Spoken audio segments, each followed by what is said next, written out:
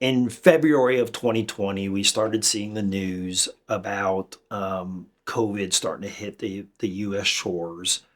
March, it really picked up steam. I was on constant listservs with other execs at other Jewish community centers. It started on the East Coast and the West Coast, and I saw Jewish community center after Jewish community center starting to close their doors. And I was shocked by this news. Um, Mid March, it reached our Kansas City area, and unfortunately, we ended up having to close our doors. I told staff, I gathered all the staff in the social hall at that time when we were deciding to do this, when there was a stay at home order, and I really told staff, I really don't know how long we're going to be closed, but we're going to navigate through this. We went on a leap of faith and decided to continue paying 100% of our employees.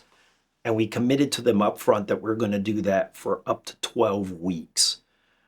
That stood in sharp contrast to most Jewish community centers that had laid off 70, 80% of their staff for good reason, because membership immediately started dropping and dropped significantly by 35, 40%.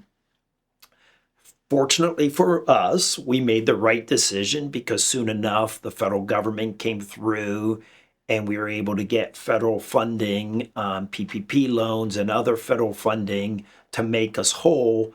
But it was pretty scary paying staff, knowing that you have very little revenue coming in.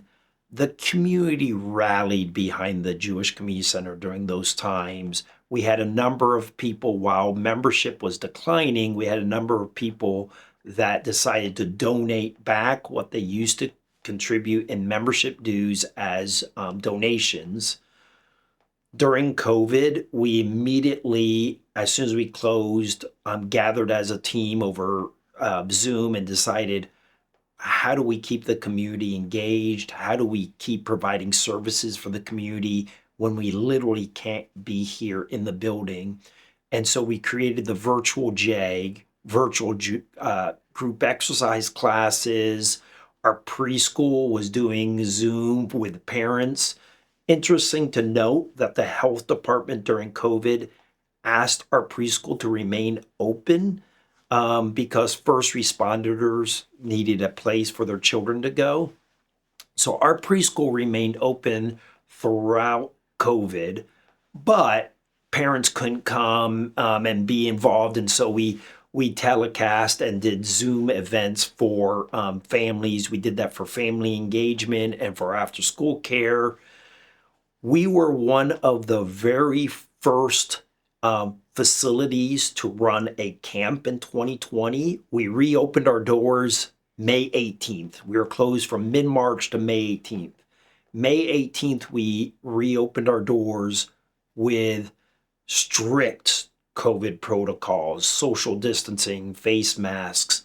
We managed to do both our summer camp program and our pool. We were the only city pool in 2020 that was open, but we did it with a lot of protocols. It was not, you just could not come to the pool. You had to reserve a spot in the pool. We actually had sections and lines drawn on the pool deck, and all of our chairs and our lounges were social distanced. We had a limited number of cap, and only a certain number of people were able to come and use the pool at a time. You had to go online, make a reservation, check in. And, what was difficult during COVID was the constant changing landscape. So while we were able to do camp with very limited numbers, and while we were able to open the pool, navigating all the things that you had to do within the building and moving equipment around and spreading the equipment out. And we got a cleaning machine that we would spray all the equipment down every single night. We would go in and spray this machine. It was an aerosol that disinfected the air. We would go in and do it in the racquetball courts. But those were very challenging times. But what was incredible was the fact that our membership stayed with us. Membership quickly came back because during this time we were also able to do the bulk of the construction and the renovation for the Michael Steinberg Family Recreation Complex. And when people could regather, our membership just shot through the roof.